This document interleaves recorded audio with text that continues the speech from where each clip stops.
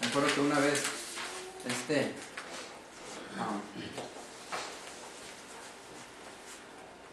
bueno, pero antes de contarles eso, qué bonito es escuchar, ¿no? Que todos participamos a una para alabar y dar gloria al Señor. Amén. Amén. Recuerdo que una vez Angel iba a dar el segmento de salud y traía 2 hojas. Y cuando se paró le hizo así.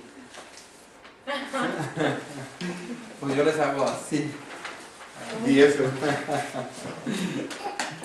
Y como cuando digo, ya me voy a acabar, y dice esta madre, digo, sí. Pero nomás le uno porque en la segunda ya no lo mando. Sí. Bueno, vamos a tener una palabra de oración. Amantísimo Dios, gracias porque nos permites reunirnos en tu nombre. Gracias, Señor, porque el reunirnos en tu iglesia, Señor, es para alabanza y gloria tuya. Sabemos que tú estás aquí, sabemos que estás disfrutando este servicio que todos estamos participando. Queremos decirte, Señor, que esto es para tu honra y gloria. Y ahora que vamos a abrir tu palabra, que tu Santo Espíritu sea el que nos enseñe a cada uno de nosotros y que podamos aprender y podamos compartir a otros. Porque sabemos que vienes pronto. Te lo pedimos todo eso en nombre de Jesús. Amén. Amén. Cambio en los tiempos y la ley. Primera parte. La vez pasada terminamos una serie titulada La misión de la iglesia en este mundo. Y sin lugar a duda realmente estuvo interesante. Para todos aquellos que les gusta estudiar, por ejemplo, historia, es interesante porque eso sería un principio en el cual ustedes pudieran agarrar ese principio o esa primera secuencia en la cual pudieran estudiar más acerca de realmente de la misión o de la iglesia en esta tierra. Hablamos nosotros desde Adán y Eva hasta los días de hoy. La iglesia que Jesús fundó como la verdadera realmente fue algo súper interesante, lo vuelvo a repetir.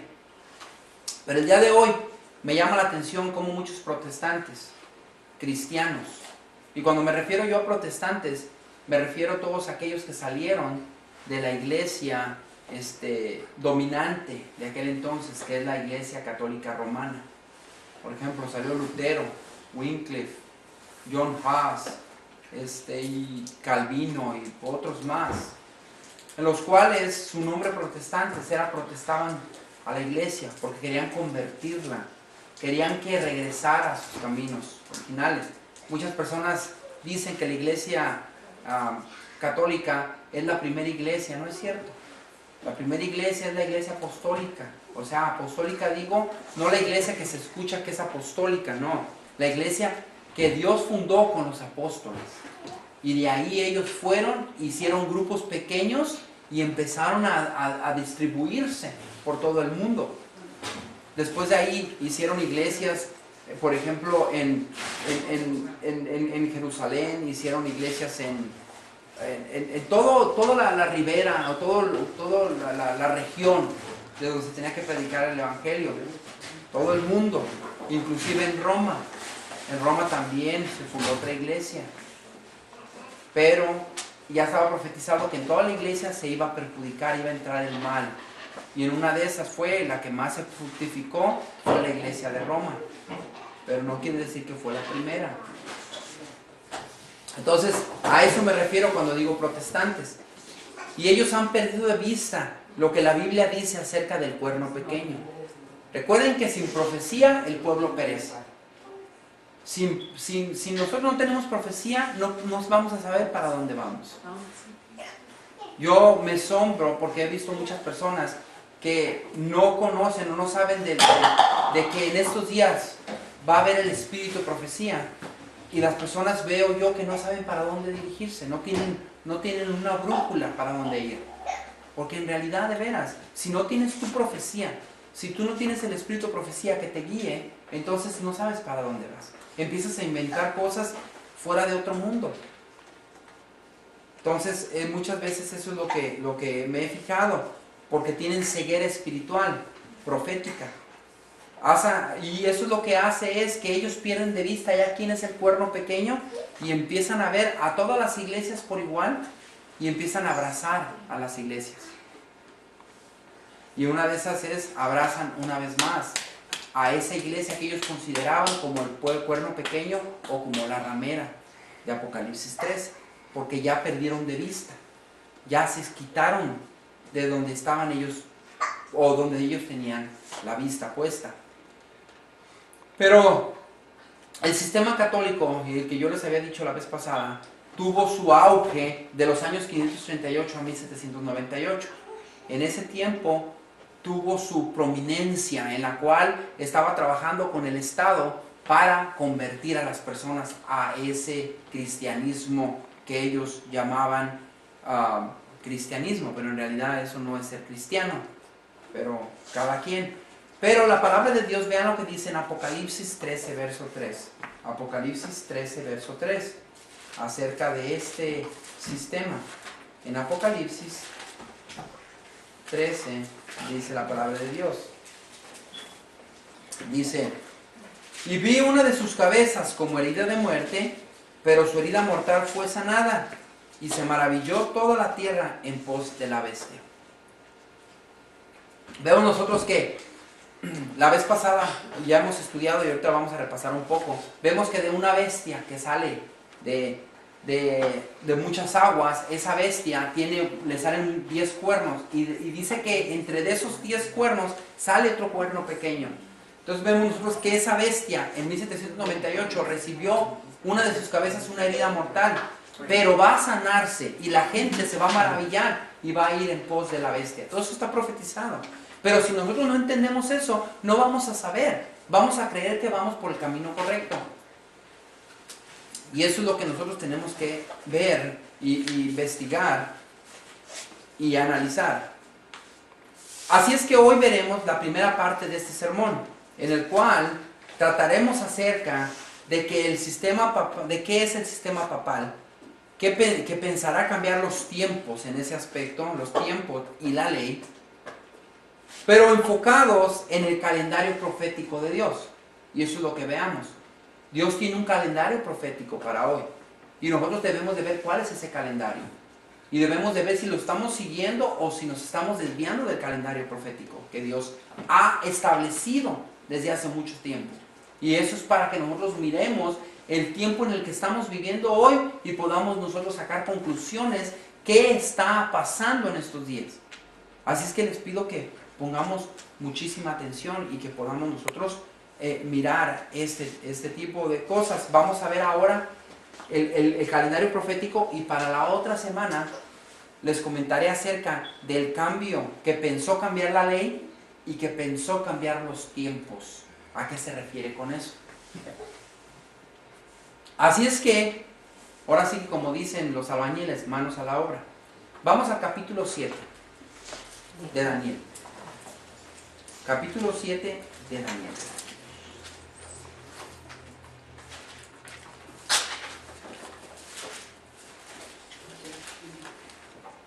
Y vamos a leer.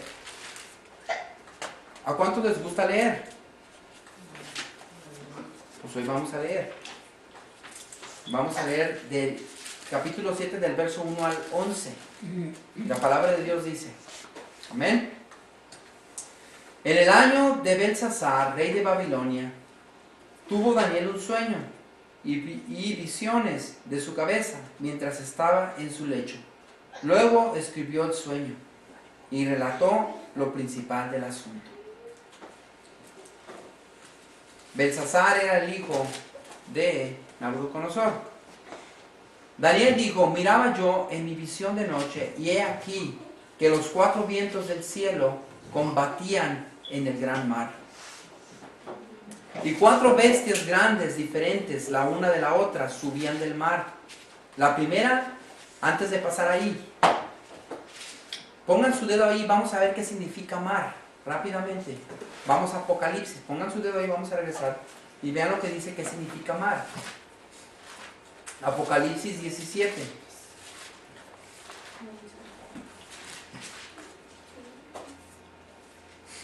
Y vean lo que dice en el verso 15. Vean qué significa mar, aguas, etcétera, etcétera. Me dijo también, las aguas que has visto, verso 15, donde la ramera se sienta, son pueblos, muchedumbres, naciones y lenguas. Entonces, ve Daniel, estas 4 bestias que salen ¿de dónde? De las muchedumbres, lenguas, tierras, pueblos, etcétera, etcétera. Entonces, estas 4 bestias salen de ahí, de la gente. Entonces, sigue diciendo, y 4 bestias grandes, diferentes la una de la otra, subían del mar. La primera era como león y tenía alas de águila.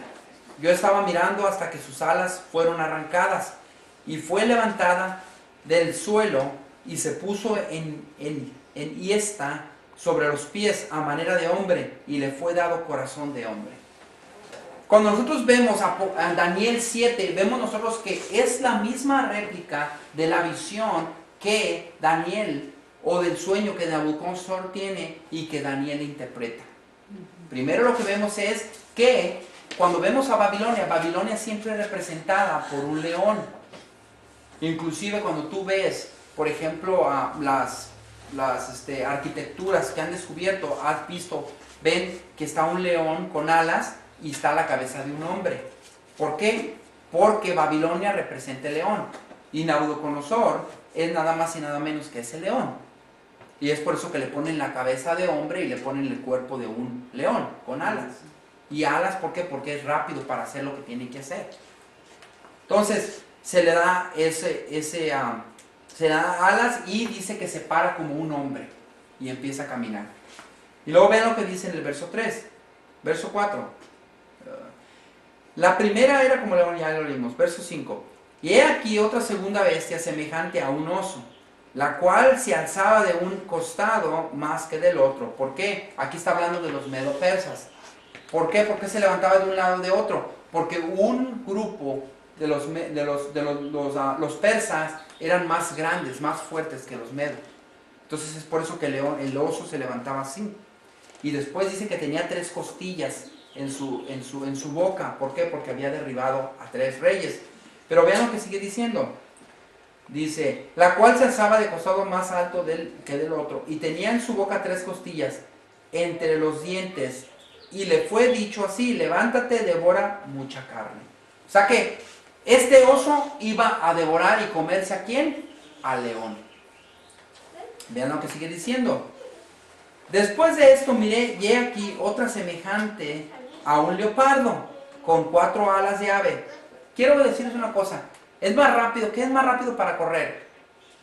¿El oso o el leopardo?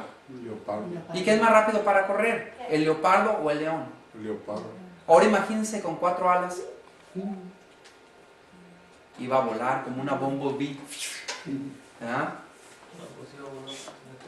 Porque tenía 4 alas. Entonces vean, sigue diciendo, dice 4 alas de ave en sus espaldas. Tenía también esta bestia 4 cabezas y le fue dado dominio.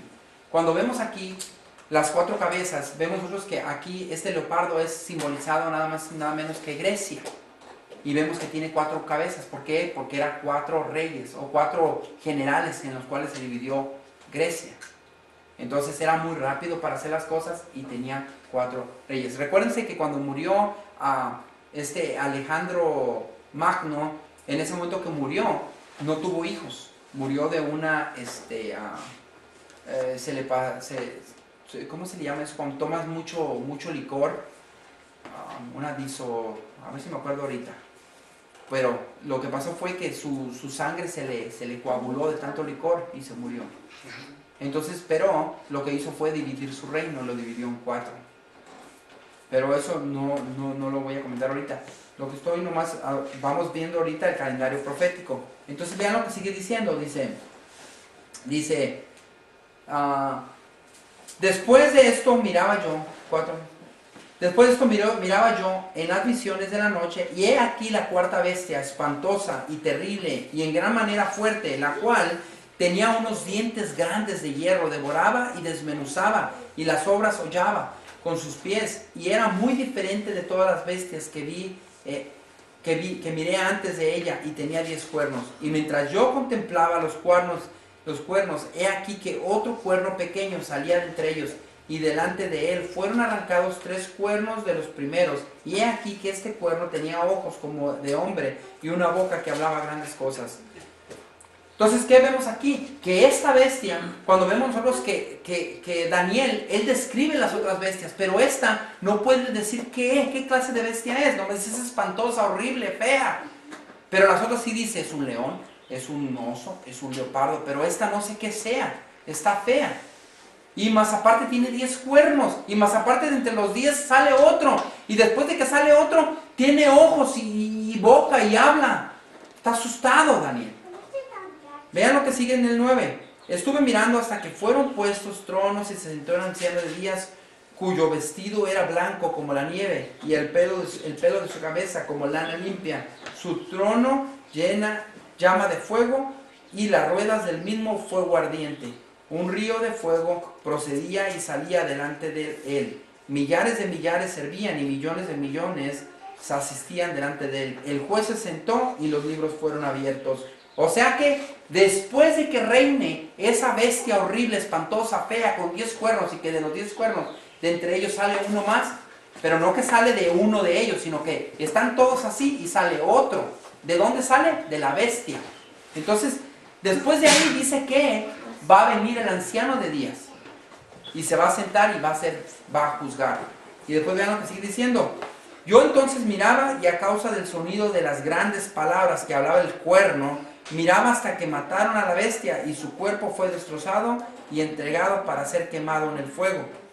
¿Está hablando de qué? Después del milenio. Habían también quitado las otras bestias de su dominio, pero les había sido prolongada la vida hasta cierto tiempo. Entonces, lo que nosotros primeramente vemos es un calendario profético. Dios ha puesto un calendario profético y lo ha dicho desde antes, y ya lo ha establecido.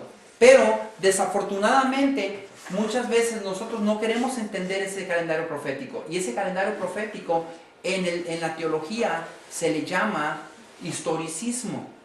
Pero también hay teología en la cual existe el preterismo y existe el futurismo. Pero lo que yo me quiero enfocar es lo que la palabra de Dios dice. Lo que la palabra de Dios dice es la interpretación historicista, que viene siendo el historicismo.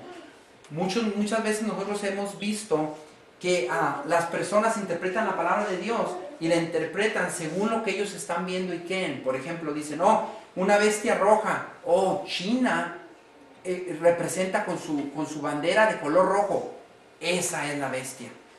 O cuando juegan fútbol, soccer, traen su atuendo rojo y dicen, es China. No es así. La palabra de Dios también nos da una hermenéutica. La hermenéutica es el buscar el significado de los versos junto con otro verso. Y hay una hermenéutica que Dios quiere que nosotros usemos. También en la teología se usa la hermenéutica. Otras personas al interpretar la Biblia usan hermenéutica. Vean cómo Dios pone cuál es la hermenéutica que debemos de usar nosotros. Vean lo que dice en Isaías. En Isaías, capítulo 28.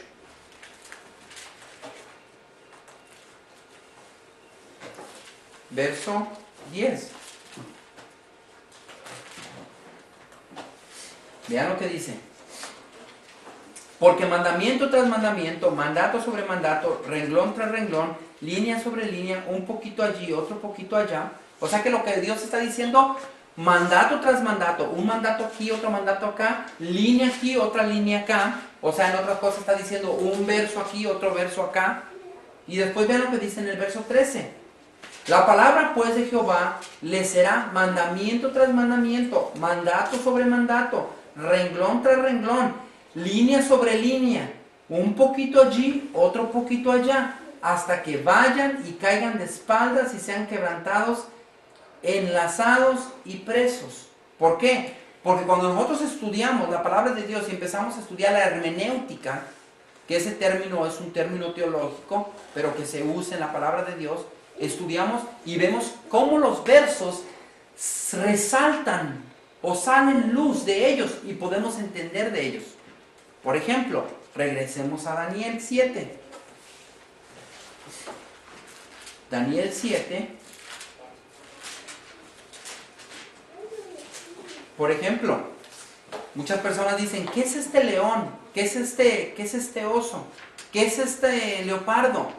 ¿Qué es esta bestia fea? Vean lo que dice ahí mismo en Daniel 7. Y vamos a ver el verso 17. Amén. ¿Estamos ahí? Estas cuatro bestias grandes son 4 animales. Reyes. 4 reyes. ¿Qué van a hacer esos reyes? Se levantarán. ¿En dónde? ¿En las muchas aguas? En la tierra. Entonces, ya estamos usando ahí la hermenéutica. Estamos nosotros ya sacándole luz a lo que leímos y nos damos cuenta que realmente estos animales representan reinos. Entonces quiere decir que el calendario profético de Dios quiere decir que es Babilonia, Medo-Persia, Grecia y Roma en el calendario profético. Entonces ese es el calendario profético que Dios quiere que sigamos para poder entender el fin de los tiempos. Porque muchas de las veces vemos significados diferentes y ya nos perdemos de vista, como los protestantes. El protestante ya se perdió de vista para dónde iba. Ya. Ahora ya piensa que hay que unirnos todos como iglesias. Y eso no está bien. Eso se llama eucomunismo. Es cuando todos se reúnen y todos dicen, ¿sabes qué? Todos estamos haciendo misión y todos creemos en el mismo Dios y hay un Dios y todos creemos en Él. Y hay que juntarnos. Y ya. ¿Sí se acuerdan lo que pasó en la Torre de Babel? ¿Sí se acuerdan? Que ellos se unieron. Dios dijo, vayan y fructificar la tierra. Y ellos se rejuntaron todos, se juntaron y dijeron, hay que hacer una torre para llegar al cielo y que tengamos poder en la tierra. Hicieron un mandato equivocado. ¿Y Dios qué hizo? Vino y confundió las lenguas y la gente se fue. Y como dicen en inglés, by the way, lenguas, cuando dicen lenguas es porque tiene gramática. Y cuando son sonidos, ¿cómo se llama? Inconsonantes. Esos sonidos inconsonantes son solamente, no es lengua. Y se me vino a la mente eso, que tenemos que nosotros ver qué son lenguas. Las lenguas son aquellos que realmente se conjugan y pueden hacer oraciones. Pero bueno, entonces lo que hizo fue confundir. Entonces es lo mismo que pasa ahora en esos días. En esos días todas las iglesias se quieren unir. Y cuando se quieren unir, lo que quieren hacer es ¿qué? Es decir, no, estamos adorando al mismo Dios, no importa cómo lo adoremos, no importa las doctrinas que tengamos, luego Dios va a venir y va a arreglar las indiferencias en doctrinas. Más aún, ¿tú crees en Dios? Sí, yo también. Ok. Pero tenemos que ver lo que la Biblia dice. Lo que la Biblia está ahorita apuntando en estos días que estamos viviendo. Para poder ver si Cristo Jesús ya viene o no. Porque recuerden que el todo de la Biblia es la salvación en Cristo Jesús. El centro de todo es Cristo. Entonces, si en estos días nos quitamos los ojos de Cristo, de que Él ya viene pronto, entonces quiere decir que queremos estar en esa tierra. Entonces queremos nosotros que en esta tierra vivamos y seamos felices. Y así no es. Dios va a purificar esa tierra. Dios va a limpiarla, va a quemarla. Porque todo se purifica así. Con fuego, claro, ¿verdad? Con sangre, pero pues Cristo Jesús ya murió por nosotros. O sea que si nosotros vemos este calendario profético, podemos nosotros ir a la historia, irnos a la biblioteca si no creemos esto, y podemos ver, por ejemplo, que Babilonia reinó del año 605 al año 539 a.C., que los medo-persa reinaron del año 539 al